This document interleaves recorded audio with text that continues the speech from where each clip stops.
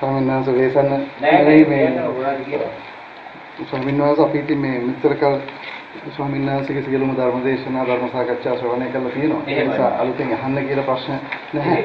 නමුත් ස්වාමීන් වහන්සේ මේ අපිට මේ තේරිච්ච දෙයක් තමයි අපි ඉතින් ආපු ගමන සසර ගමනේ ධර්මය සද්ධර්ම ශ්‍රවණය කල්යාණ මිත්‍රය තිබුණත් ආශ්‍රය තිබුණත් අපි මේ නුවණින් මෙනෙහි කිරීමේ අඩුපාඩුකම නිසා නේ තාම මේ ලැජ්ජ වේතු තැනක ඉන්නේ මේ සසර ගමනේ.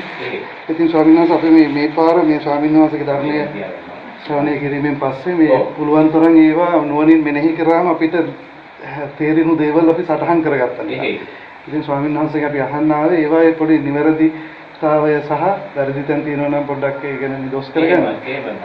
ඒක නිසා ස්වාමීන් වහන්සේ මම නිකන් කියන්න ස්වාමීන් වහන්සේ හරිනම් හරි කියන්න වෙහෙසටපත් කරන්න නෙවෙයි. මේ ස්වාමීන් වහන්සේ මේ පංච උපාදානස්කන්ධයන් ඇතිවීම පැවතීම නැතිවීම ඒ සියල්ල සිදුවෙන ස්වාමීන් වහන්සේ රේඛීය ලෙස ඒ කියන්නේ නාම උපාදානස්කන්ධ වේදනා සංඥා සංකාර විඥාන කියන හතර එකක් පසුපස එකක ඵලය ලෙස අනික නේද ස්වාමීන් වහන්සේ මෙහෙම මාත්‍රේ ඒ සියල්ල එකිනෙකට බැඳිලා තියෙන්නේ ඒකකින් තොරව වෙන්න අපිට කතා කරන්න පුළුවන්කම නැහැ. ඒකෙන් බයලා අපි පංච උපාදානස්කන්ධයේ මුලින්ම මූල බීජය බවට පත් වෙන මාත්‍රය ආධ්‍යාත්මික රූපයයි බාහිර රූපයයි විඥානයි. මේ තුනනේ. ඒක ආධ්‍යාත්ම රූපය හැටියට දැනෙන්නේ මේ අසකන්නාසී දින ශරීරේ මනස තමාගේ රූපය. ඒක බාහිර රූපය හැටියට ගන්නේ මේ රූපයන්ට අරමුණු වෙන්නා වූ රූපය. තේරෙනවද? ඒ ආධ්‍යාත්මික රූපයයි බාහිර රූපයයි විඥානයයි කියන කාරණා තුන එකතු වෙච්ච තැන මහත්ය බුදුරජාණන් වහන්සේ පස්සේ කියලා පනවනවා. තේරෙනවද? නමුත් දැන් මෙතනදී විඥානයේ මූල බීජය හැටියට මෙතන ආධ්‍යාත්මික රූපයයි බාහිර රූපයයි අතර බැසගෙන ඉන්නවා වගේම පංච උපාදානස්කන්ධයේ අවසානයේට බුදුරජාණන් වහන්සේ සංස්කාරපත්‍ය විඥාන කියලා පනවනවා. දැනෙවත් මහත්ය මේ සෑම පංච උපාදානස්කන්ධයේ සෑම උපාදානස්කන්ධයක් අතරටම විඥානේ බැසගෙන තියෙනවා. තේරෙනවද? මේ සෑම එකක් මැද්දේ විඥානේ බැසගෙන තියෙනවා. බැසගෙන බුදුරජාණන් වහන්සේ පස්සේ කියලා එනම් පනවන්නේ දැක්කා, ඇසුණා, දැනුණා කියන කාර්යයක්. තේරෙනවද? ඒ දැක්කා, ඇසුණා, දැනුණා කියන කාර්යය රහතන් වහන්සේලාට අයිති විෂයක්. ඒකට මේ රහතන් වහන්සේ දැක්කා, ඇසුණා, දැනුණා කියන නවතින්නේ උන්වහන්සේ අවිද්‍යාව නිරෝධය කරපු නිසා දැන් අපි අනිත්‍ය මේ දැක්කා ඇසුණා කියන දැනුණා කියන තැන නැවතීමයි රහතන් වහන්සේ දැක්කා ඇසුණා කියන තැන නැවතීමයි ආසයි පොළොවේ දෙකක් මාත්‍රය. මොකද රහතන් වහන්සේ එතන නවතින අවිද්‍යාව නිරෝධය කරලා උන්වහන්සේ. තේරෙනවද?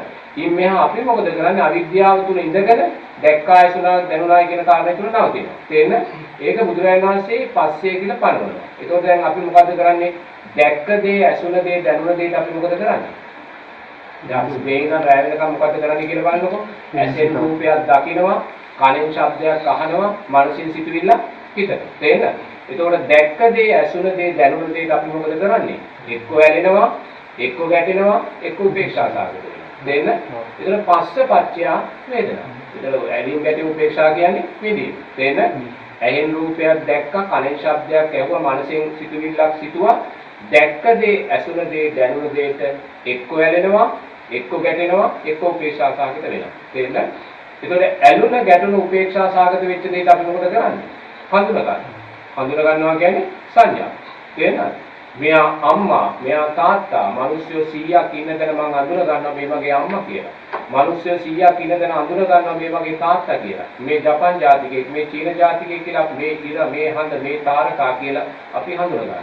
ඒතර බුදුරජාණන් වහන්සේ දේශනා කරන ඇහෙන් රූපයක් දකිනවා, කනෙන් ශබ්දයක් අහනවා, මනසෙන් සිතුවිල්ලක් හිතනවා. දැක්ක දේ, ඇසුණ දේ, දැනුණ දේට එක්ක ඇලෙනවා, එක්ක ගැටෙනවා, එක්ක උපේක්ෂා සාගත වෙනවා. ඇලුන ගැටුණු උපේක්ෂා සාගත වෙච්ච දේ හඳුනා ගන්න. හඳුනා ගැනීම කියන්නේ සංඥා. තේරෙනවද? ඒතකොට සංඥා පත්‍ය සංස්කාර. ඒතකොට හඳුනාගත් ආ වූ දේ ගැන අපි මොකද කරන්නේ? හඳුනාගත් ආ වූ දේ ගැන අපි හිතනවා. තේරෙනවද? දැන් හඳුනාගත් ආ වූ දේ ගැන හිතනවා කියන්නේ මොකද්ද? හිතන මොහොතක් පාසා අපි මොකද කරන්නේ? සංස්කාරය රැස් කරනවා. තේරෙනවද? සංඥා පත්‍ය චේතනා සංස්කාර. හොඳේ. එතකොට හිතපු දේ ගැන අපි මොකද කරන්නේ? හිතපු දේ ගැන අපි විශේෂ දැනීමක් ඇති කරගන්නවා.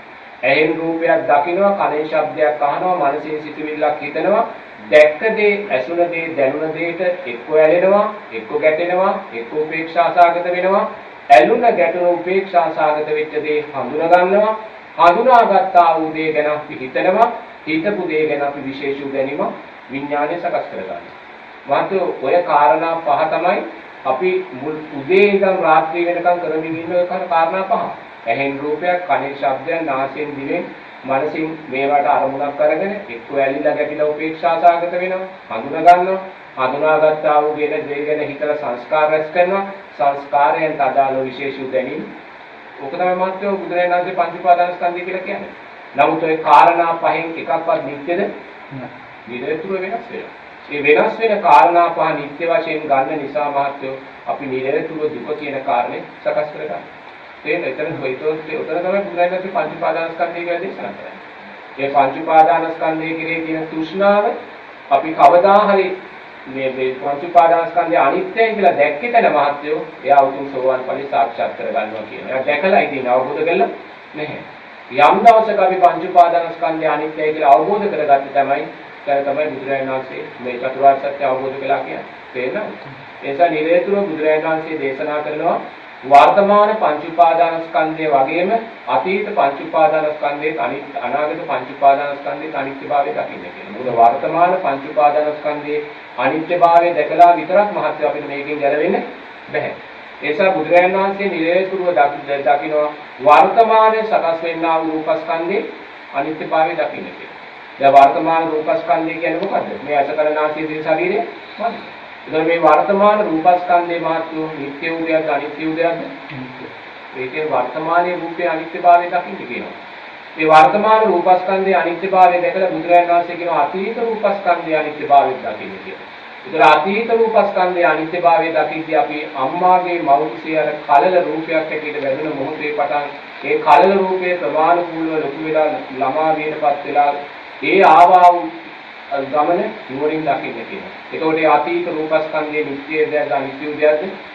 මෞර්තියේ කල්ල රූපයක් හැටියට ඇති වුණා වූ ඒ කල්ල රූපේ පටන් මේ මොහොත දක්වා අපි නිරතුරුවම අනිත්‍ය රූපස්කන්ධයක් තමයි. ඊට පස්සේ බුදුරජාණන් වහන්සේ කියන ඉනුත් ඈත අතීතයට යන්නේ කියලා. ඒ ඈත අතීතය කියන්නේ පටිච්ච සමුප්පන්නව මහත්යා සක්විති රජ කෙනෙක් වෙච්ච වෙලාවේ ඒ තිබුණා වූ දෙතිස් මහා පුරුෂ ලක්ෂණයන්ගෙන් බබලන රූපස්කන්ධයේ නිත්‍ය වුණාද අනිත්‍ය වුණාද? අතීතයේ සක්‍රියා වෙච්ච වෙලාවේ රජවරු සිටුවරු වෙච්ච වෙලාවේ සතර අපායන්ට වැටුණු වෙලාවේ ඒ තිබුණා වූ අතීත රූපස්කන්ධයේ නිත්‍යද අනිත්‍යද? වෙනමාතෝ අතීත රූපස්කන්ධයක් අනිත්‍ය නම් වර්තමාන රූපස්කන්ධයක් අනිත්‍ය නම් බුදුරජාණන් වහන්සේ කියනවා අනාගත රූපස්කන්ධයේ කෙරේ තෘෂ්ණාවෙන් බැහැරෙන්නේ. ඉතින් ඒ වගේ මාත්‍රෝ මේ බුදුරජාණන් වහන්සේ පංච උපාදානස්කන්ධයේම මේ ආකාරයට වර්තමාන අතීත අනාගත හැටියට මාත්‍රෝ දැකලා අතීතයත් අනිත්‍ය නම් වර්තමානයත් අනිත්‍ය නම් අනාගතයේ කෙරෙහි තියෙන තෘෂ්ණාවෙන් බැහැර වෙන්න කියලා දේශනා කරනවා. තේරෙනවද? ඒක ඔය කෙරෙහි තියෙන තෘෂ්ණාව නිසාමයි අපි සාරා සංකල්ප ලක්ෂ 100ක් කෝටි ගානක් පටිච්ච සමුප්පන්නව බැරමින් නිපදමින් මේ භවගම යන්නේ කියලා බුදුරජාණන් වහන්සේ දේශනා කරා. හරිද මහත්තයා? තේරුණා? ස්වාමීන් වහන්සේ මොකක්ද අහන්න දෙයක් කියලා දෙන්න? ඔව් ස්වාමීන් වහන්සේ දැන් පස්සේ තුල තියෙන්නේ වේදනාව තුල සංඥාව සංස්කාරය සියල්ල තුලම මේ සංගවෙලි ඉන්න එක එක ආකාර වෙස් අරගෙන මේ විඥානය විඥානේ මේ හැම අපරක් බැහැගෙන ඉන්නවා. දැක්කේ නැත්නම් විඥානේ අපිට මේක මතු කරලා දකින්න බෑ. අනිවාර්යයෙන්ම අධ්‍යාපන මේ රූපයයි බාහිර රූපය අතර විඥානේ බැසගෙන ඉන්නවනම් අර කාරණා හතර තුලත් විඥානේ අනිවාර්යයෙන්ම බැසගෙන ඉන්නවා. මොකද අතනින් තමයි මතු කරලා දෙන්නේ. එතකොට ස්වාමීන් වහන්සේ රූපය හැමතිස්සෙම අනිත්‍යල රූපයක් හදනවා. ඔව්. විඥානය පස්ස වේදනා සංඥා සංකාර විඥාන කියනවා වූ මේ රූපයේ මාත්‍යෝ මෙතෙන් කිසියක් රූපයේ සතර මහා ධාතුවක් විතරයි. රූපය ආයමත් කිසිම දවසක් මේ රූපය අවසානයේ විඥානයේ මෙතනින් බැහැරෙච්ච එකම රූපයයි වෙන්නේ සතර මහා ධාතුව. රූපය මේ ධර්මානුකූලව රූපයට කිසිම දෙයක් මේ අයිතියක් නැහැ. මොකද මේ රූපය කියන්නේ කවදා හරි දවසක මගේ මේ රූපය හැදුනේ මාත්‍යෝ අම්මා කෙනෙක්ගේ ලිම්බේ තාත්තා කෙනෙක්ගේ සුත්වානික විතරයි. බුදුරජාණන් කියන මේ රූපය හැදිලා තියෙන්නේ ආහාරය. ඊට වඩා දෙයක් නැහැ. රූපය හැදිලා තියෙන්නේ ආහාරය. කොහොමද ආහාරයෙන් හැදුනා කියන්නේ? මගේ රූපය හැදුනේ මගේ අම්මාගේ ලිම්බේ තාත්තාගේ සුත්වානික එකතු වෙච්ච දැන ඒ දෙක හැදුනේ කුමකින්ද? ආහාරය. තේරෙනවද? එහෙනම් මේ රූපයයි කිය ආහාරයටයි මාත්‍ය රූපේ ඊට වඩා කිසි දෙයක් නැහැ. ඒ ආහාරයටයි රූපේ සතර මහා ධාතුවක් පමණයි. එතන මේ සතර මහා ධාතුවට තමයි මහත්යෝ මේ රූපෙට තමයි සංස්කාරපච්චය උපාදානපච්චය භව කියන ධර්මතාවේ රූපේට අදාළව විඥාණයට බැස ගන්න. තේරෙනවද? විඥාණයට බැස ගන්න. ඒතකොට මේ රූපයේ මහත්වය අම්මා තාත්තට අයිති දෙයක්. තේරෙන්නේ? ඒ රූපේ සකස් වෙන්නේ අම්මා තාත්තාගේ ඥාන ලක්ෂණ අනුව. තේරෙන්නේ? අම්මා සුදු නම් තාත්තා සුදු නම් අම්මා උස නම් තාත්තා උස නම් ඒ ඊට අදාළව තමයි කල්ල රූපේ සකස් වෙන්නේ. ඒතකොට විඥානය ඊට අදාළ සුසුකම් තියෙනවා නම් එතනට බැසගත්තා. තේරෙන්නේ? ඊට අදාළ සුසුකම් තියෙන විඥානය එකට බැසගත්තා. ඒ විඥානය බැසගත්තා නැති වුණත් කලල රූපේ මහත්වය ජීව විද්‍යාත්මක දෙයක් විතරයි. ඒතර ධර්මයක් නෑ. ඒක සතර මහා ධාතුවක් විතරයි. ස්වාමීන් වහන්සේ මේ දැන් අපි අනිත්‍ය පංච උපාදානස්කන්ධයේ අනිත්‍යතාවය මෙනෙහි කරගෙන යම් අවස්ථාවක සෝවන් ඵලයටපත් නොවුනොත් මරණ තෙක් අපි මරණ අවසාන චුතිසිත අනිත්‍ය ලෙස දකින්න දක්ෂ වුණොත් අපි මේ මාර්ගඵලලාභී දෙවියන් අතර උපදිනවා කියලා මෙහිමයි මහත්වෝ දැන් අපි අවසාන චුතිසිත අපි අනිත්‍යයි කියලා දකින්නවා කියන කාර්යය මහත්වෝ අහම්බෙන් සිද්ධ වෙන්නේ නැහැ. අනිවාර්යයෙන් මේක පුහුණු කරලා තියෙන්න ඕනේ. ඒක පුහුණු කරලා තියෙද්දි මහත්වෝ අවසාන චුතිසිත අනිවාර්යයෙන්ම අපි අනිත්‍යයි කියලා දැක්කොත් අනිවාර්යයෙන්ම සෝවන් ඵලයටපත් වෙනවා. මොකද එයා ධර්මයේ දකින්න. තේරෙනවද? මොකද මහත්වෝ මේ දැන් කෙනෙක් හිතවල මගේ ප්‍රශ්නයක් අහන්න පුළුවන් හරි ස්වාමීන් වහන්සේ. අවසාන චුතිසිතේදී අනිත්‍ය දැක්කම සෝවන් වෙන්න පුළුවන් නම් ඇයි වර්තමානයේ අනිත්‍යය කියලා දැක්කම සෝවන් වෙන්න බැරි කියලා. ඒක හරියන්නේ නේද? මහත්වෝ වර්තමානයේ අපි අනිත්‍යය කියලා දකින්නේ මහත්වෝ අනාගතයේ වැඩ රාශියක් අපි ඔළුවේ තියාගෙන. තේරෙනවද? දැන් ගෙදර යන්න ඕනේ වාහනේ අතන තියෙනවා වහිනවා හිත වැඩ තියෙනවා මේ ඔක්කොම හිතේ තියාගෙන තමයි අපි අනිත්‍යය කියලා දකින්නේ. නමුත් මරණාසන්න මොහොතේ අනිත්‍ය දකින්නවා කියන්නේ මහත්වයා මරණාසන්න මොහොතේ දකින්න ඊළඟ නිමේෂෙදි මම මැරෙනවා කියලා. එයා දකින්නවා මම සියල්ලම අතහැරනවා විවිධ දරුවන් යාන වාහන මේ ඔක්කොම වස්තු ඔක්කොම අතහරිනවා ඒ සියල්ල අතහැරෙනවා කියලා දැනගෙන අතහැරන මොහොතේ අනිත්‍ය සංඥාව මාත්‍ය ආසය කරගෙන තේන අද අපි අනිත්‍යයි කියලා දකින්නේ තව බලාපොරොත්තු 1000ක් හිතේ තියන්න තේන එහෙමයි ඒ ඔක්කොම කියන්නේ එතකොට ස්වාමීන් වහන්සේ අපි මෙන්න මෙහෙම ගලපගත්ත දැන් අනාගාමී උත්තමයා තව එකම භවයයි මේ සසරේ ගත කරන්නේ. එතකොට ස්වාමීන් වහන්සේ දැන් අපි කියමු සෝවාන් නොවිච්ච ප්‍රත්‍යඥය අනිත්‍ය සංඥාව වඩලා අවසන් චුතිසිතේදී අනිත්‍යයි කියලා දකින දක්ෂ වෙන්න හැකියාවක් තියෙනවා නම් අනාගාමී උත්තමයට ස්වාමීන් වහන්සේ ඊට වඩා මහා ප්‍රමාණයකින් පුළුවන්කම තියෙනවා. අනිවාර්යයෙන් මෙයාගේ පංච උපාදානස්කන්ධයේ අනිත්‍යභාවය ඊට වඩා වැඩි වෙනවා. කියන සෝවාන් ඵලයටපත් වෙච්ච කෙනාට ආයිමත් සීලෙන් සද්ධාවෙන් කරන්න දෙයක් නැහැ. එයාගේ ඉතින් වැටදී. ආයව සීලය ගැන හිතන්න, ශ්‍රද්ධාව ගැන හිතන්න ඕනේ. ඒක අතර ශ්‍රද්ධාවක් ඇටියට ආර්ය සීලයක් ඇටියට වැඩි. ඒතකොට එයාට කරන්න තියෙන බුදුරජාණන් වහන්සේ කියනවා පංච උපාදානස්කන්ධයේ අනිත්‍යභාවය දැකීම පමණයි කියලා. තේරෙනවද? ඒතකොට එයා පංච උපාදානස්කන්ධයේ අනිත්‍යභාවය දකිනකොට එයා සකෘදාගාමී ඵලෙටපත් වෙනවා.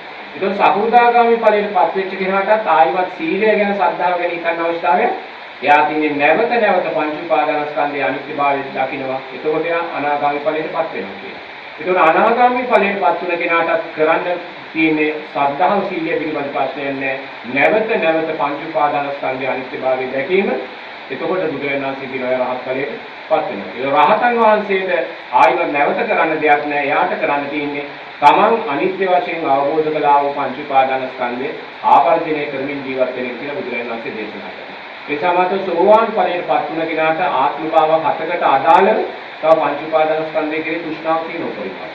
නමුත් අනාගාමී කෙනාට මහත්වෝ තව එකම එක ආත්ම භාවයකට අදාළව තමයි පංච උපාදානස්කන්ධය. ඒක තමයි අර මං කියන්නේ අවසානයේ නූල් පිටින් එල්ලුණා කියන තැන තියෙන්නේ. ඒ තැන යා උපාදානය සකස් කරන් දීම මත සප්තබෝධයක තියෙනවා. සප්තබෝධයන් මොකද යාතුන කාමරාග පිටින් නැහැ.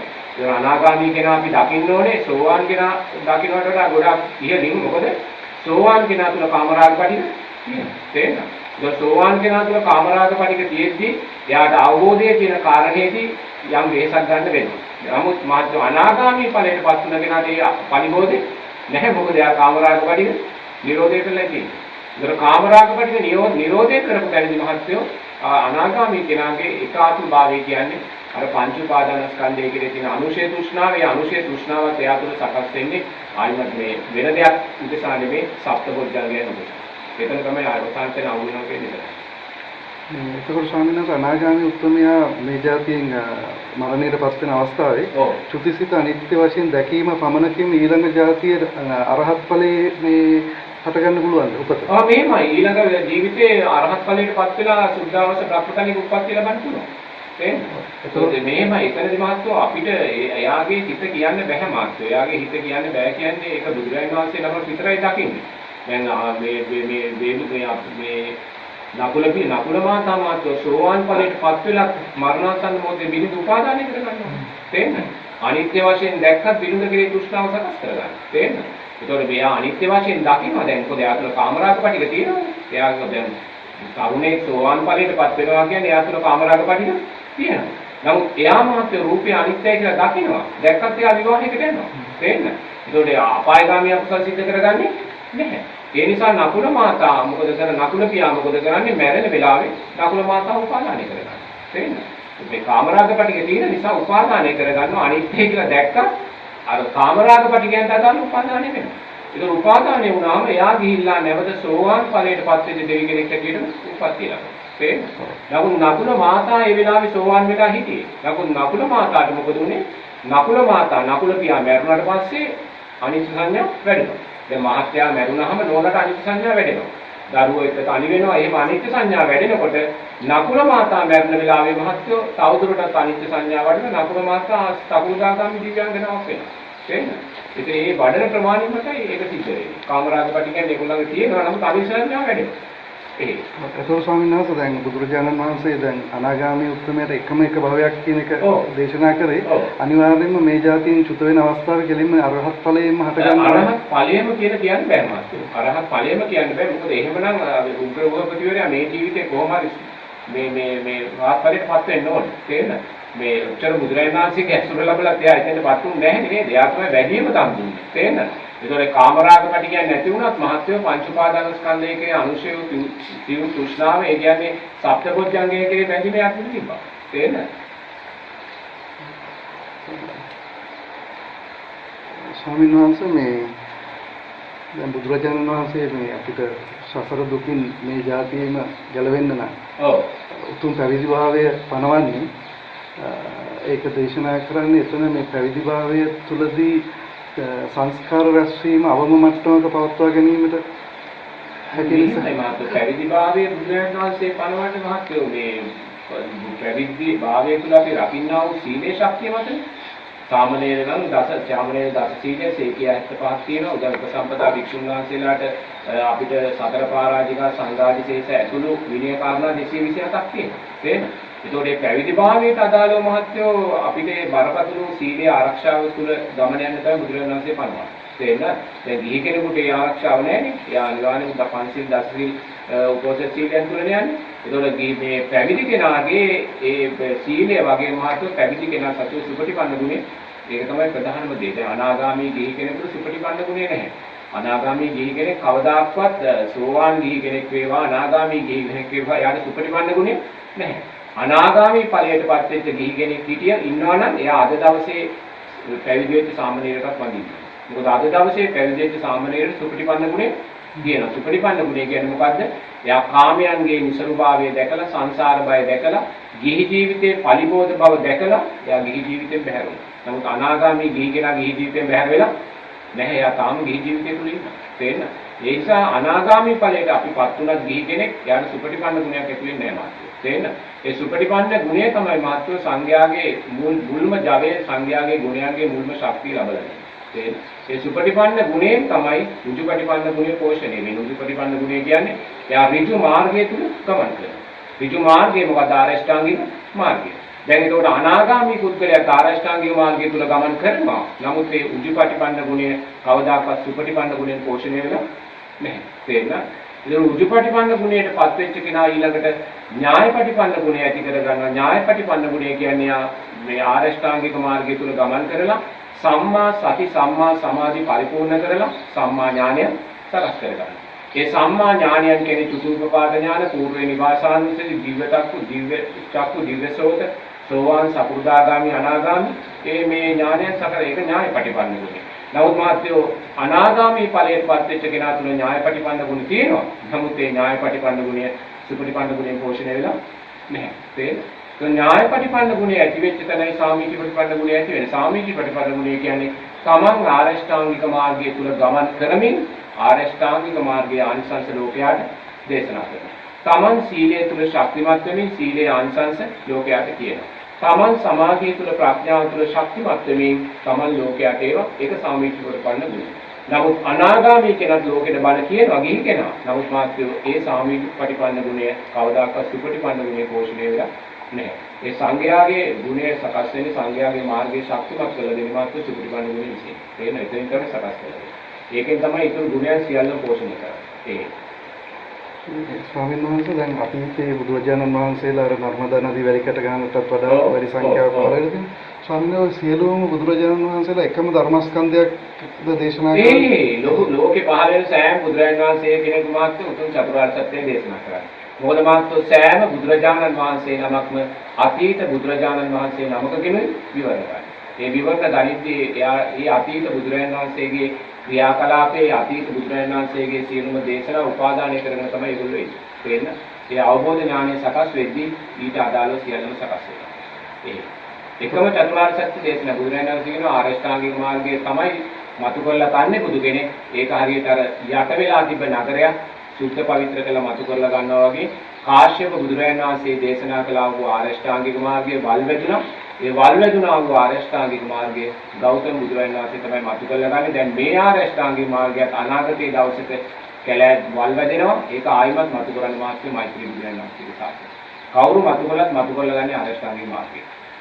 ඒක ස්වාමීන් වහන්සේ ප්‍රමාණිකව එකම ධර්මස්කන්ධයක් එකම ධර්ම. ඒකයි බුදුරජාණන් වහන්සේ මේ නිවන් අවබෝධ කරගන්න සෝවාන් වෙන මෛත්‍රී බුදුරජාණන් වහන්සේ දකින්න අවශ්‍ය නැහැ කියන්නේ ඒකනේ. මේ මොහොතේ ඔබ මෛත්‍රී බුදුරජාණන් වහන්සේ දකින්න කියන එක අනිත්‍යයි කියලා දකිද්දි මහත්යෝ ඒ මහත්ය දකින්නේ මෛත්‍රී බුදුරජාණන් වහන්සේ දේශනා කරන ධර්මයමයි. තේරෙනවද? මේ මොහොතේ මෛත්‍රී බුදුරජාණන් වහන්සේ දැක නිවන් දකින්න කියන එක අනිත්‍යයි කියලා දකින්න මොහොතේ මේ මොහොතේම මහත්ය දකින්නේ මෛත්‍රී බුදුරජාණන් වහන්සේමයි. තේරෙනවද? ඒ නිසා ඔක්කොයි සෑම බුදුරජාණන් වහන්සේගේ දේශනා කරන ධර්මයේ මහත්ය මේ ධර්මයයි. මේ ධර්මයක් අපු කරන්නේ. ඒක ස්වාමීන් වහන්සේ මේක නෑ අදල්නේ ඉච්චර මේ සසර යමනේ මිදෙන් දැන් ඔය අපි කියන ස්වාමීන් වහන්සේ එක එක බුදුරජාණන් වහන්සේලාගේ කාලවල ජීවිත ආයු කාලය ලොකු ප්‍රමාණ වෙනස් වෙනවා. ඒක ස්වාමීන් වහන්සේ ඔය දැන් අපි මේ අවුරුදු 100කින් කරන කර්තව්‍යයම තමයි අවුරුදු 20000ක කාලයක කරන්නේ අන්තිමට 40000ක 80000ක. එහෙමයි මහත්වෝ. දැන් මෛත්‍රී බුදුරජාණන් වහන්සේ අවුරුදු 80000 වුණාට මහත්වෝ උන්වහන්සේ මේ ධර්මයක් දේශනා කරන්නේ අවුරුදු 10කට වගේ සැරයක් කියලා තමයි මම අහන්නේ. ඒ වගේ අර අවුරුදු 20000ක් වගේ කල් වුණාට ඒ ශාසනය මේ අවුරුදු සමාල්ලාට බුදුරජාණන් වහන්සේ පිරිනිවන් පාලා අවුරුදු 10ක් වෙනකොට ශාසනය 8000ක් වෙලා ගිහිල්ලා. දැන් සීකී බුදුරජාණන් වහන්සේගේ ශාසනය මම හිතන්නේ අවුරුදු 40000ක් 50000ක් වගේ දීර්ඝයි. නමුත් බුදුරජාණන් වහන්සේ පිරිනිවන් පාලා මහත්වෝ අවුරුදු 4-5ක් වෙනකොට ශාසනය 8000ක් වෙලා. මොකද උන්වහන්සේලා විනය පනවන්නේ නැහැ. තේරෙනවද? ඒක දැන් මේ ශාසනයේ බුදුරජාණන් වහන්සේගේ ආයු කාලය කෙටි වුණත් මහත්වෝ බුදුරජාණන් වහන්සේ ශක්තිමත්ව විනය පනවපු නිසා අර අවුරුදු 40000ක් 50000ක් ජීවත් වෙච්ච බුදුරජාණන් වහන්සේලාගේ කාලයට වඩා ශාසනය ආයුෂ දීර්ඝයි. තේරෙනවද? දැන් මම හිතන්නේ මෛත්‍රී බුදුරජාණන් වහන්සේගේ ශාසනයවත් මේ උන්වහන්සේ පිරිනිවන් පෑවට පස්සේ අවුරුදු 2600ක් තියෙනවා. මොකද ඒවා ඉක්මනට පෑන්නේ ආතුම්මාලා. ඒ හේතුඵල ගන්න. ස්වාමීන් වහන්සේ දැන් ඔය විනය පැනවීමේදී බුදුරජාණන් වහන්සේ මේ දැන් සරියුත් මහ රහතන් වහන්සේ අර පාත්‍රය ගන්න ඒකෙදි දැන් සරියුත් මහ රහතන් වහන්සේ අරබියත් විනය කරුණක් පනවනවා නේද ස්වාමීන් වහන්සේ? රහතන් වහන්සේලාට පැනවපු විනය ගොඩක් තියෙනවා. මේ අනුරුද්ධ මහ රහතන් වහන්සේට පනවන රාත්‍රියේ උන්වහන්සේ වඩිනවා මේ වඩින උන්වහන්සේට නවත්තන් ගන්න තැනක් නැහැ. මේ ගෙදරක් තියෙනවා. ඒ ගෙදරේ කාමර දෙකක් එළියේ තියෙනවා. ඒ කාමරේ ගියාම බුදුර මෙම පනවන වැඩේ ඉඳලා. ඒතරය තව ආජීවකුත් වෙනවා එතෙන්ට. එයාටත් ගෙදර කාන්තාව නවත්තන්නේ. අවසානයේ රෑ එතනදී මේ කාන්තාව මොකද කරන්නේ අර මේ අනුරුද්ධ මහ රහතන් වහන්සේ රූපේට වශී වෙලා මේ දැන් ඔබලා දෙන්න මෙතන එක කාමරේ වැඩි ඒක අනුරුද්ධ ස්වාමීන් වහන්සේ කියලා අර රහතන් වහන්සේව ඇතුළු කාමරේකට ගන්නවා. එතන අරගෙන මේ කාන්තාව ලිංගික වශයෙන් හැසිරෙන උත්සාහ ගනිද්දී තමයි මේ අනුරුද්ධ මහ රහතන් වහන්සේ කොතනකවත් සැලෙන්නේ නැහැ. අවසානයේ කාන්තාව බියටපත් වෙනවා. බියටපත් වෙලා අවසානයේ මේ අනුරුද්ධ මහ රහතන් වහන්සේ බුදුරජාණන් වහන්සේට ගිහිල්ලා සිද්ධිය සැක කරනවා. ඒ වෙලාවට තමයි බුදුරජාණන් වහන්සේ කියන්නේ ස්ත්‍රියක් ඉන්න ගෙදරක අපිට නැවතීම තහනම්. ඒක අදුණත් අපිට කාන්තාවක් ඉන්න ගෙදරක රාත්‍රියේ නවතන් ගන්න බැහැ. ඒතර ආනන්ද ස්වාමීන් වහන්සේ වැලේ සිවුරක් දාලා තිනවා අඳන දෙකක් තියෙනවා. ආනන්ද ස්වාමීන් වහන්සේ වැරදි වෙන කෙනෙක්ගේ අඳනයක් කරන් අඳිනවා. ඒක ඒ ස්වාමීන් වහන්සේ කියලා කිව්වම ආනන්ද ස්වාමීන් වහන්සේට විරුද්ධව පැනපු විනය කාර්යකුත් තියෙනවා. තව ස්වාමීන් වහන්සේ කෙනෙක් ඉන්නවා උන්වහන්සේ ගමට පිටපාත යන්න වැඩි කැමති නෑ. උන්වහන්සේ අද පිටපාතේ කරගෙන දානේ ගෙනල්ලා භාගයක් ඉතුරු කරලා වේලෙන් දැම්ලා හෙට ඒක බලනවා. හෙට පිටපාතේ යන්නේ මොකද උන්වහන්සේ කැමති නෑ ජනතාව අතරට යන්න. නමුත් ඒක බුදුරජාණන් වහන්සේ දැන් කරපු බුදුරජාණන් වහන්සේ විනයක් පනවනවා 12න් පස්සේ කිසිම ආහාරයක් අපිට කියන්න. ඒ වගේ මහත්තයෝ රහතන් වහන්සේලා උදෙසා පැනෙවු විනය ගොඩක් තියෙනවා. තේරෙනවද? රහතන් වහන්සේ නමුත් රහතන් වහන්සේලා විනය වැඩි කරන මහත්තයෝ චේතනාවමද නෙවෙයි. ඒගොල්ලෝ චේතනාව සකස් වෙන්නේ නැහැ. එතෙන්දී බුදුරජාණන් වහන්සේ කියන ඔබලා ආදර්ශමත් නොවුනොත් කවුරු සමාජයට ආදර්ශ වෙන්නේ කියන තැනින්ද බුදුරජාණන් වහන්සේගේ පනවන්නේ. නැත්නම් ඒගොල්ලන්ට අකුසලයක් වෙන්නේ නැහැ. ඒගොල්ලන්ට අකුසලයක් වුණෙත් නැහැ වෙන්නේ නැහැ. බුදුරජාණන් වහන්සේ කියන ඔබලා ආදර්ශමත් නොවුනොත් කවුරු ශාසනයේ ආදර්ශමත් වෙන්නද කියන තැනින්ද කියලා බුදුරජාණන් වහන්සේ විනය කාරණා පනවනවා. ওই විනය කාරණා 227ක් පනවලා තියෙනවා. ඔය 227ම පනවන්නේ මහත්තයෝ වැරදි කළාට පස්සේ. වැරදි නොකරපු විනය කාරණේ පනවලා අනාගතය ගැන හිතලා පනවපු එකක්වත් නැහැ. සියලුම 227ම පැනෙව්වේ ස්වාමීන් වහන්සේලා ඊට අදාළ වැරදි කළාට පස්සේ. ස්වාමීන් වහන්සේ දැන් මේ විපරිණාමය දැන් මේ අපි වයසට ගිහිල්ලා දැන් මැරෙන්නේ. ලෙඩ වෙන්නේ මේ ඔක්කොම මේ අනිත්‍යතාවය නිසා සිදුවන රූපේ විපරිණාමය නිසානේ ස්වාමීන් වහන්සේ. ඔව්. එතකොට දැන් මේ ලෝකයේ ගත්තම මේ අනිත්‍යතාවයනේ මේ ලෝකේ ගාමක බලය මේ අනිත්‍ය නිසානේ ඇටයක් ගහක් බවට හැදෙන්නේ. ඉපදිච්ච ළමයෙක් වැඩිවියට වයසට ගිහිල්ලා මැරලා යන්නේ. මේ ෆෑන් එකේ මේ හුලඟ කරකෙන්නේ මේ හැමදේම ස්වාමීන් වහන්සේ මේ රූපයේ තියෙන සතර මහා ධාතුවේ තියෙන අනිත්‍යභාවය නිසාම සිදුවන ක්‍රියාවලිය නේද ස්වාමීන් වහන්සේ? එහි එතන දැන් බාහිර රූපේක අනිත්‍යභාවය පොදු ධර්මතාවයන් මහත්යෝ. නමුත් අපේ මේ මනුෂ්‍ය දිව්‍ය මේ බ්‍රහ්ම ස්වභාවයන්ගේ රූපය අනිත්‍යයි කියන කාරණේ සකස් වෙන පිටට අදාළයි. තේරෙනවද? දැන් ඒ ගහකොළක ඊට පස්සේ නැහැ. තේරෙනවද? දැන් ගහකොළ වුණත් මහත්යෝ හොඳට පොහොර දානවනම් ඒ ගහකොළ හොඳට වැවෙනවනේ නේද? හොඳට වැඩිනවනේ නේද? හොඳට වැඩිනවා වැඩි කාලයක් පවතිනවා ඒව සාත්තු කරනවා නම් මේ ඇති වෙනා කාලේ වැඩි.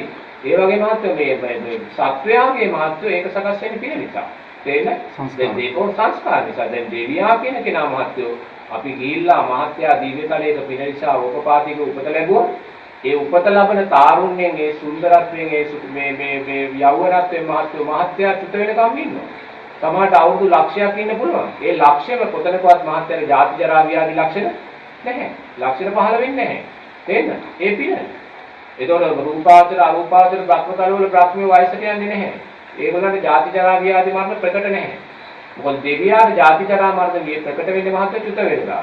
තේරෙනවද? චුත වෙන වෙලාවේ තමයි යාගේ ශරීරය වැහැරිලා අර මේ ඇඳුම් කිලුටුභාවයටපත් වෙලා අන්න එතකොට තමයි යාට දුක දැනිලා ඒ දුකට ගැටිලා සමහරවිට ඒගොල්ලෝ සතර අපායකට වැටෙනවා. මොකද ඒගොල්ලෝ බලාපොරොත්තු වෙන්නේ නැහැ. ඒ සමහරවිට මේ සත්වයා අතර තියෙනා වූ මේ ආයුෂ වර්ණයේ සැපේ බලයේ වෙනස්භාවයන් සකස් වෙන පින නිසා. තේරෙනවද? ගහකොළ කියන කාරණේ බාහිර මේ බාහිර මේ පරිසරයේ තියෙන සතර මහා ධාතුව ඒ සතර මහා ධාතුවේ ස්වභාවය මත පවතිනවා. මේ අනිත් මිනිස්යා දෙවියා බ්‍රහ්මයා තිරිසන් සතා ඒ සත්ත්ව කොටාසයන්ගේ මාත්‍යෝ මේ පිනට අදාළව තමයි ආයුෂ වර්ණයේ සැපේ බලය වෙනස් වීම සිද්ධ වෙන්නේ. දෙවියා කියන කෙනාගේ නම් මේ ජාති ජරා ව්‍යාධි ලක්ෂණ ප්‍රකට කරන්නේ නැහැ. මොකද ඒකේ ළමා දෙවියෙක් ඇටියට ඉපදුනොත් මහත්යා චුත වෙනකම් ළමා දෙවියෙක්. ආයිවත් ඒගොල්ලෝ වයසට යන්නේ. ඒක පිනේ ශක්තිය මාත්‍ය. පින වැඩි වෙන්න ජාති ජරා ව්‍යාධි මරණ ප්‍රකට වීම අඩුයි. පින අඩු වෙන්න ප්‍රකට වීම වැඩි. ඒතකොට එතනින් බලද්දි මාත්‍ය මිනිස්යායි දෙවියයි කියන්නේ ඇත්තටම ආසයි පොළොයි වගේ පිනෙන් පරතරයක් තියෙන දෙන්නේ. මිනිස්යාගේ සැප සම්පතුත් මිනිස්යාගේ ජරා ව්‍යාධි ලක්ෂණත් එක්ක බලද්දි දෙවියා කියන්නේ අරසා පිනෙන් පරතරයක් තියෙන කෙනෙක්. මොකද දරුවා කියන කෙනාට මව් කුසල බැසගත්ත මොහොතේ පටන් මාත්‍ය ජරා ව්‍යාධි ලක්ෂණ පහළ වෙනවා. තේරෙනවද? දැන් දෙවියා කියන කෙනාට ආයමත අසුචි මුත්‍රා උසප්පීම් ලෙඩ දුක් කාල කිසිම දෙයක් නැහැ. නාන්න කන්න බොන්න ඕවා මොනවත් නැහැ. පින විසින්ම මහත්යවල පෝෂණය කරනවා. පින විසින් පෝෂණය කරනවා. ඒකයි දෙවියන් මේ මිනිස්යා කියන්නේ පිනත් එක්ක ගණන් මහත්ය ඇත්තටම ආසයිකෝල වගේ පරතරයක් තියෙනවා. ස්වාමීන් වහන්සේ ඒකයි දුක කියන එක දෙවියට ප්‍රකට වෙන්නේම නැති කරුණක්. දුක ප්‍රකට වෙන්නේ මහත්යෝ අතනදී මේ පිටතෙන් චුත වෙන අවස්ථාවක්. තේරෙනවද? ඊට අදාළව ඊට වෙනස්ව මහත්යෝ දෙවියාට මේ දුක කියන කාරණේ සකස් වෙනවා අකුසල විපාක දෙනකොට. යම් අහිමි වීම වෙනවා දෙවියන්. තේරෙනවද? යම් අහිමි වීම වෙනවා. ඒ අහිමි වීම වෙන්නේ අකුසල විපාකයක් නිසා. මොකද ඒගොල්ලෝ කාමචන්දයන් වඩනවනේ. ඒ අහිමි වීම නිසා ඇතිවෙනා වූ දුක තියෙනවා.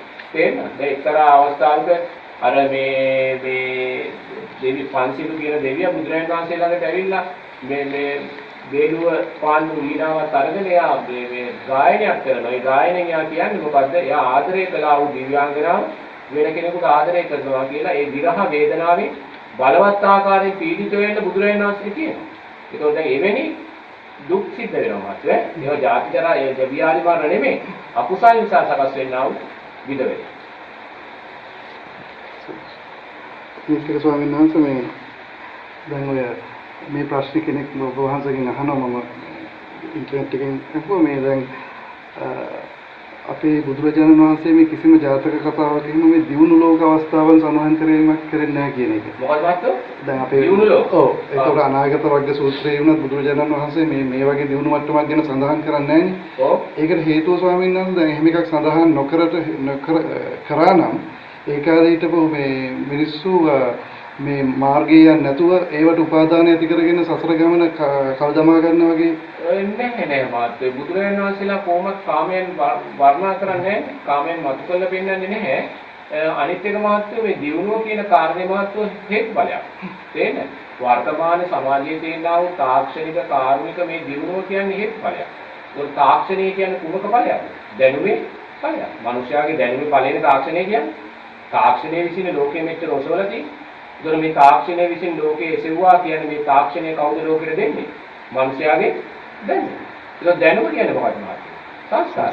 දැනුම කියන්නේ මොකක්ද දැනුමේ සංස්කාරය? පෙර ජීවිතේ මහාන බමුණන් ළඟට ගිහිල්ලා හොඳ නරක අහලා ධර්මය අධර්මය අහලා සීලය දුස්සීලභාවය අහලා ඊට අදාළව ජීවත් වෙලා තියෙනවා.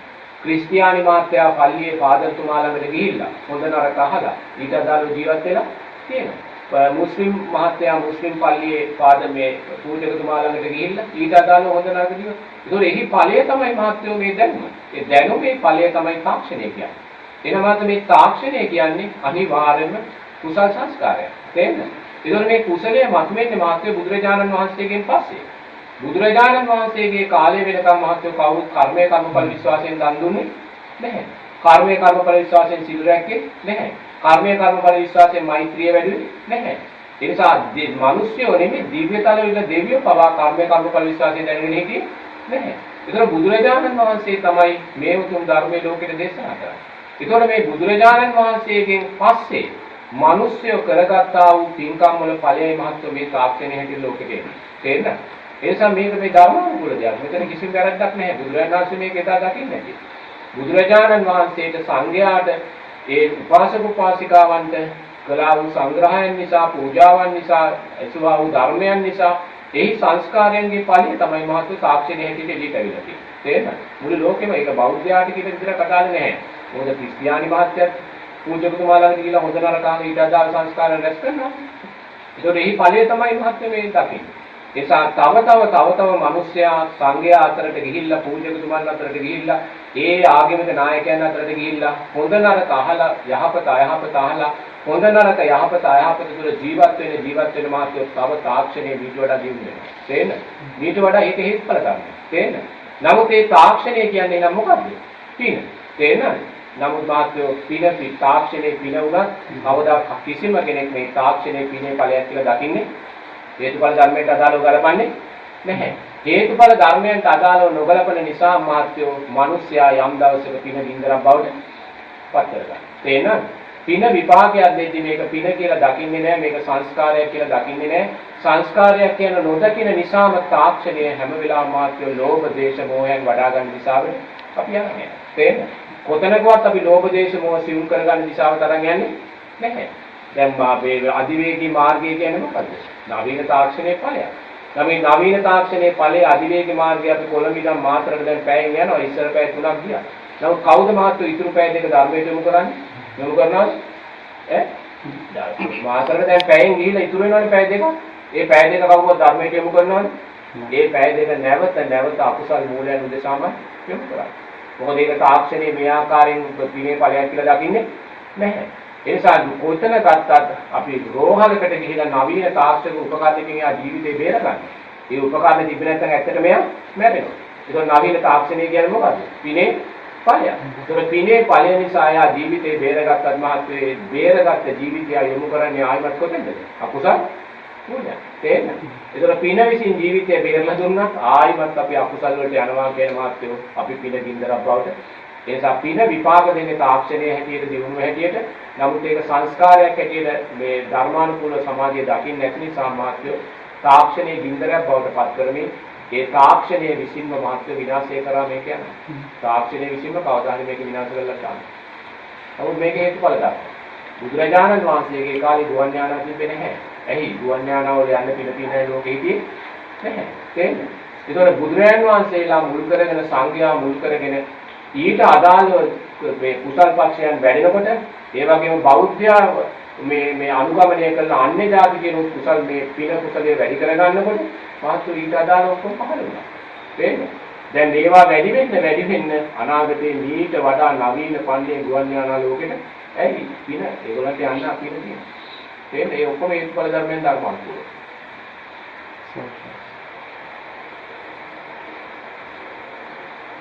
හරිද මාත්‍ර? හරිද? හරිනේ සාමුණා දිනවල නහන්නේ. එකක් කරගන්න ස්වාමීන් වහන්සේ දැන් ඔය මේ බුදුරජාණන් වහන්සේ වැඩ සිටින වෙලාවේ මේ සරියුත් මුගලන් අගසවුදෙනම එතකොට ප්‍රජාපති ගෞතම රහතන් වහන්සේ ඒ සියලු දෙනාම මේ පිරිනිවී යන අවසර අරගෙන යනවා නේද ස්වාමීන් වහන්සේ? ඒතර ඒ රහතන් වහන්සේලා තමා පිරිනිවී යන බව වේලාසන දැනගන්නවද ස්වාමීන් වහන්සේ? මෙහිමයි මාත් රහතන් වහන්සේ සෑම රහතන් වහන්සේ කෙනෙක් මාත් උපදෝග භාගයෙන් උත්තර රහතන් වහන්සේලා. ඔය බුදුරජාණන් වහන්සේ සැලකලා පිළිවෙල පාපු හැමෝම තේරෙනවද? ඒතකොට ඒගොල්ලන්ට මාත් තමන් පිරිනිවෙන අවස්ථාව අනිවාර්යයෙන්ම දන්නවායි කියන කාරණා ඔය කාරණාවලින් පැහැදිලි. තේරෙනවද? දන්නවායි කියන කාරණේ පැහැදිලි. මේ සංස්කාරයන්ගේ විපාකේ සකස් වෙනකොට මාත්‍ර ඒගොල්ලන් පැහැදිලි වෙන්න ඕනේ. නැත්නම් වෙන්න බෑනේ නේද? රාහුල හාමුදුරුවෝ මේ අවසර ගන්නවා ඒ සෑම කෙනෙකුම අවසර අරන් පිළිවෙල පාන මාත්‍ර ඒගොල්ලෝ දන්නවා ආයු කාලය මෙච්චරයි කියලා දැනීම අනිවාර්යයෙන්ම සකස් වෙන්න ඕනේ. තේරෙනවද? සකස් වෙන්න ඕනේ. නැත්නම් ඒක උවමනාවෙන් පිළිවෙල කියන කාරණයක් නෙමෙයි ඒක සකස් වෙන්නේ. තේරෙනවද? පිළිවෙල කියන කාරණේ ඒගොල්ලෝ දැනගන්න.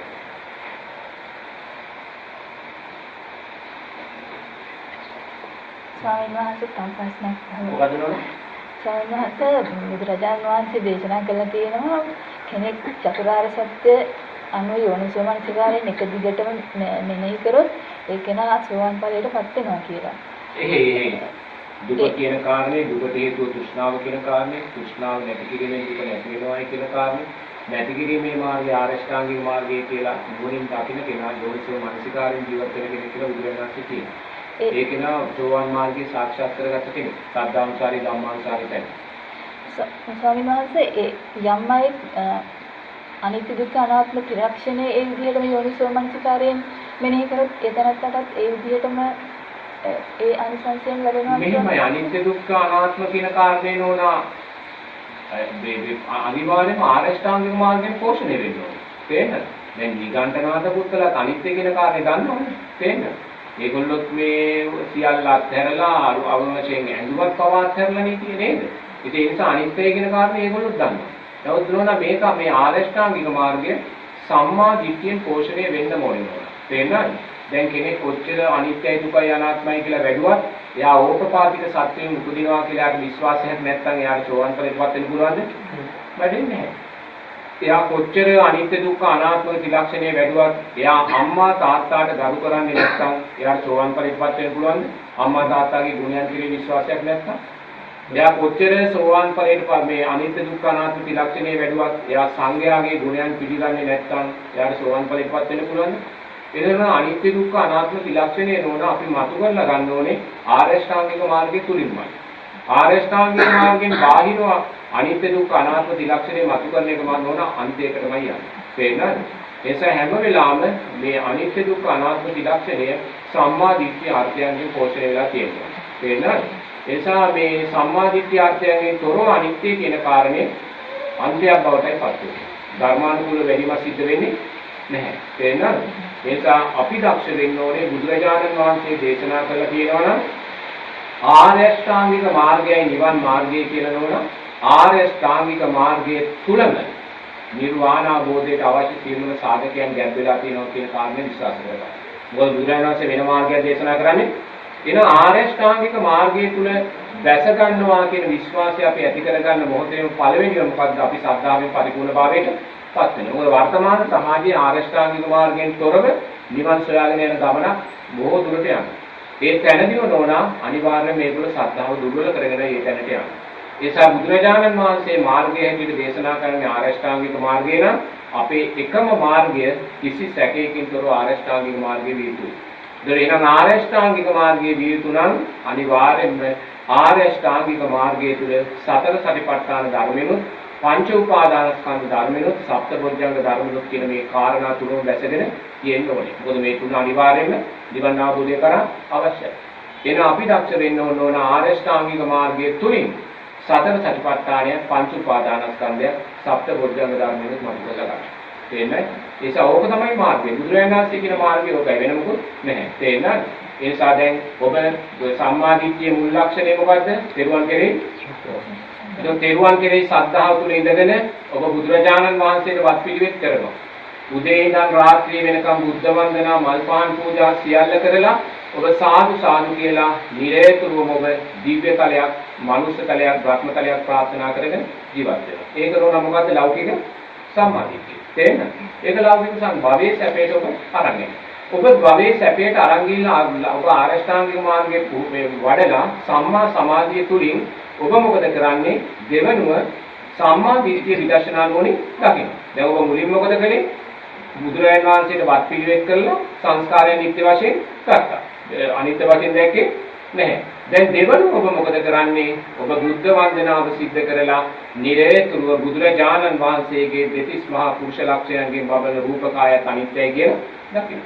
මේ බුදුරජාණන් වහන්සේ වන්දනාව තුළින් රැස් වුණා වූ සංස්කාරයන්ගේ අනිත්‍යභාවය.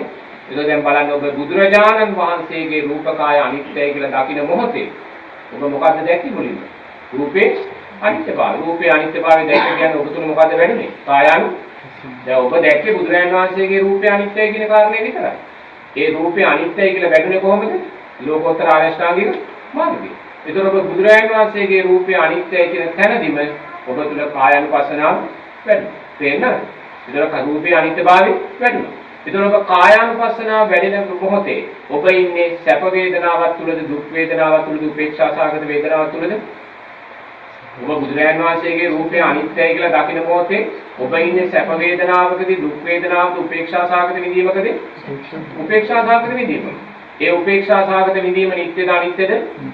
ඔබ අනිත්‍යයි කියලා දකින මොහොතේම වේදනානුපස්සනාව වැඩිනවා. එතකොට දැන් කායානුපස්සනාවත් වැඩුණේ වේදනානුපස්සනාවත් වැඩුණේ සිතුවිල්ලක් ඇසුරෙන්මයි. ඒ සිතුවිල්ල නිට්ටයද අනිත්‍යද?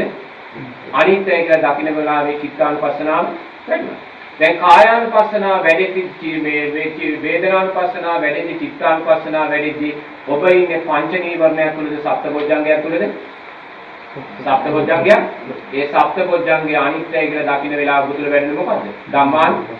එහෙනම් නෝනා දැන් අපි දැන් ආරෂ්ඨාංගික මාර්ගයේ යාවේ ආරෂ්ඨාංගික මාර්ගයේ ඇවිල්ලා මුලින්ම අපි බුදුරජාණන් වහන්සේට සාදු සාදු කියලා බැඳුන තැන කුසලයේ ඇති වුණා. ඊට පස්සේ අපි බුදුරජාණන් වහන්සේගේ රූපේ අනිත්‍යයි කියලා දකින තැන ඒ චිත්තයෙන් අපි සතර සතිපට්ඨාන මාර්ග බතු කරගත්තද නැද්ද? ඒ කියන ආරෂ්ඨාංගික මාර්ගයේ තුල සතර සතිපට්ඨාන ධර්මයේ තියෙනවා. තේරෙනවද? දැන් බුදුරජාණන් දැන් ඔබ හිතන්නේ ඔබට කේන්තියක් ඇති වුණා කියලා. කේන්තියක් ඇති වුණේ. දැන් කේන්තිය කියන්නේ හැමෝම අකුසලයක් නෙනේද? දැන් කේන්තිය ඇති වෙච්ච වෙලාවේ ඔබ අන්න කල්යාණ මිත්‍ර ආශ්‍රයේ සද්ධර්ම ශ්‍රවණයේ නුවණින් මෙනෙහි කිරීම තුළ ඔබ දක්ෂයි කේන්තියක් විදර්ශනා නුවණ බවට පත් කරගන්න. ලෝකෝත්තර ආරෂ්ඨාංගික මාර්ගයේ පෙරලගෙන සතරපට්ඨානෙ මත කරගන්න. ඔබ කේන්තියක් ඇති වුණ වෙලාවේ ඔබ දකිනවා කේන්තිය ඇසුරුනේ කුමක් ඇසුරු කරගෙනද? රූපේ ඇසුරු කරගෙන. ඒ රූපේ නිත්‍යද අනිත්‍යද? කායනුපස්සනාව වෙනවා. දැන් කේන්තියක් ආවේ. අන්න කේන්තිය තුලින් ඔබ කායනුපස්සනාව මතු කරගන්න. ඒතකොට කේන්තිය ඇතුණ වෙලාවේ ඔබ ඉන්නේ සැප වේදනාවක් තුළද දුක් වේදනාවක් තුළද උපේක්ෂා සහගත විඳීමක් තුළද? දුක් වේදනාව. ඒ දුක් වේදනාව නිත්‍යද අනිත්‍යද? වේදනානුපස්සනාව වෙනවා. ඒතකොට දැන් මේ කායානුපස්සනාව වෙනුවෙත් වේදනානුපස්සනාව වෙනුවෙත් සිතුවිල්ලක් ඇතුළෙන් ඒ සිතුවිල්ල නිත්‍යද අනිත්‍යද? අනිත්‍යතාවනුපස්සනාව වෙනවා. දැන් එතකොට ඔබට ද්වේෂයක් ඇති වෙච්ච වෙලාවේ ඔබ ඉන්නේ පංච නීවරණය තුළද සප්තබොධ්‍යංගය තුළද? පංච නීවරණ. මේ පංච නීවරණ නිත්‍යද අනිත්‍යද? එනපත් දේශයේ තුලත් සතර සතිපට්ඨානෙ තියෙනවා. තේරෙනවද? ඒ නිසා ආරෂ්ඨාංගික මාර්ගය තමයි මාර්ගය. ආරෂ්ඨාංගික මාර්ගයෙන් තොර මාර්ග ගැන නම් මම නම් මුකුත්ම කියන්න දන්නේ නැහැ. නමුත් වර්තමාන සමාජයේ 150ක් යන්නේ ඒකෙන් බැහැර. අනිත්‍ය දුක්ඛ අනාත්ම කියලා යනවා ආරෂ්ඨාංගික මාර්ගය ගැන මතකල දක්වන්නේ නැහැ. ඒ නිසා ආරෂ්ඨාංගික මාර්ගයේම විදර්ශනා නුවණින් දැක්ක තැන මාත්‍යෝ සතර සතිපට්ඨානය පංච උපාදානස්කන්ධයන් විභාගය ඔක්කොම වැදගත්කම තියෙනවා. සප්තබොධ්‍යංගෙ තියෙනවා.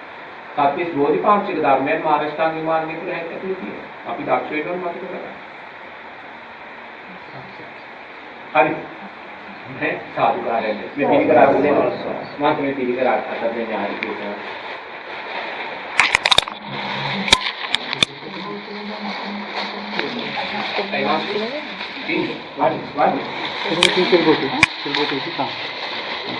साधुकार्य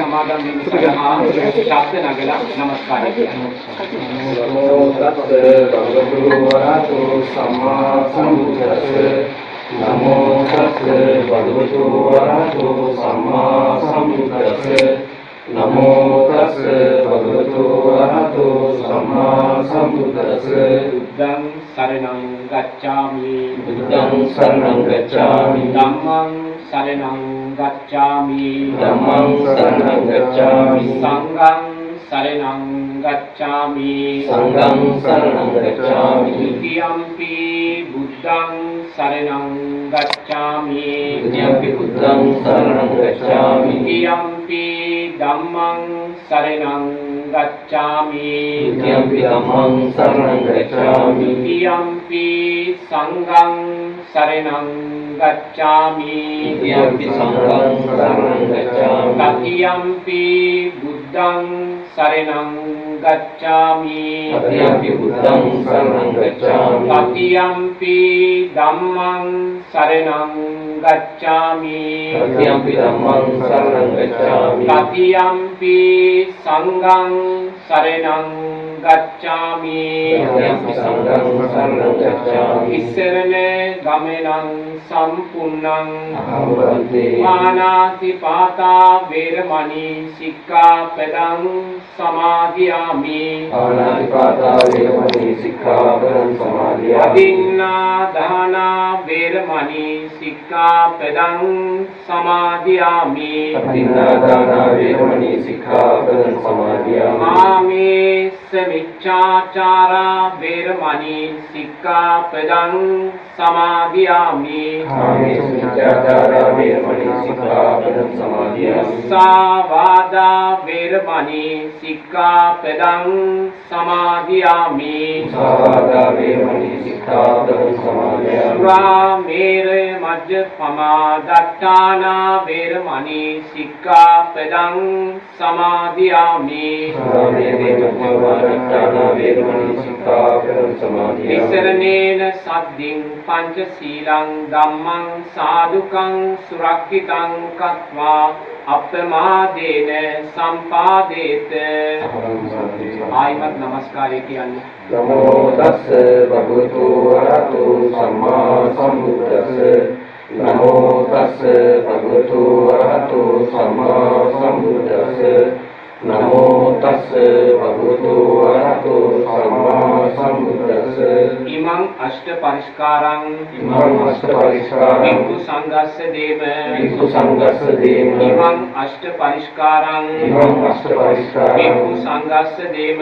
विक्षु संघस्स देव ඉමං අෂ්ට පරිස්කාරං इमं अष्टपरिष्कारं වික්ඛු සංඝස්ස දේව विक्षु संघस्स देव මේ අෂ්ට පරිස්කාර පූජාව මේ अष्टपरिष्कार पूजाव සෙසු පිරිකර පූජාවන් सिद्धिकर पूजाव ආර්ය මහා සංඝ රත්නය උදෙසා आर्य महासंगरत्ने उद्देशा पूजा करमी पूजा करमी पूजा वेवा पूजा वेवा पूजा वेवा पूजा वेवा पूजा वेवा पूजा वेवा හොඳයි පින්වතුන් අප්‍රමාණ සතුටටපත් වෙන්න මේ මොහොතේ උතුම් තෙරුවන් සරණ පිහිටලා පංචශීලයේ සමාදන් වෙලා සිල්වත් පිරිසක් බවට පත් වෙලා ඒ ශ්‍රී සද්ධර්මයේ ශ්‍රවණය කරලා මහා සංඝ රත්නය අරමුණු කරගෙන ඒ අෂ්ට පරිස්කාර පූජාවන් සෙසු පිළිකර පූජාවන් සිද්ධ කරලා ජීවිතය තුළින් අප්‍රමාණ වූ සැනසෙල්ලක් අත් කරගත්ත ඒ නිසා කල්පනා කරන්න මේ රැස් කරගත්තා වූ සෑම පිනක්ම පින්වතුන්ලාටත් පින්වතුන්ලාගේ පවුල්වල සියලු දෙනාටත් දැක බලා සතුටු වුණා වූ සියලු දෙනාටත් මේ පින්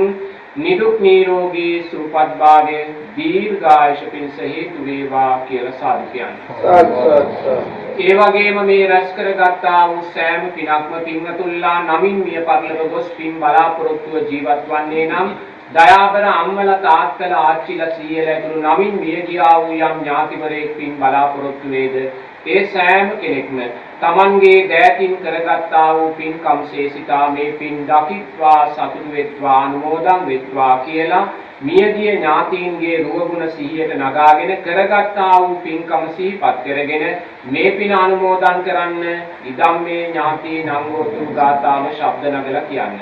ධම්මේ ඥාතිනං හෝතු සුඛිතා හොන්තු ඥාතයෝ ධම්මේ ඥාතිනං හෝතු සුඛිතා හොන්තු ඥාතයෝ ධම්මේ ඥාතිනං හෝතු සුඛිතා හොන්තු ඥාතයෝ. ඒ වගේම මේ රැස් කරගත්තා වූ සෑම පිනක්ම මහේශාක්‍ය අල්පේශාක්‍ය අප්‍රමාණ දිව්‍ය රාජ සමූහයා මේ පින් දකිත්වා සතුටු වෙත්වා දෙවියන්ගේ ආශිර්වාදයෙන් පින්වතුන්ලා කරන කියන ව්‍යාපාර රැකී ආරක්ෂා දුවා දරුවන්ගේ කටයුතු වේනම් පින් ගන්නා වූ දෙවියන්ගේ ආශිර්වාදයෙන් ඒවා ශාස්ත්‍රීක භාවයට පත් වේවා සෞභාග්‍යමත් භාවයට පත් වේවා කියලා දෙවියන්ටත් මේ පින අනුමෝදන් කරන්නේ ස්ථාවචාචම්මේහි කියලා.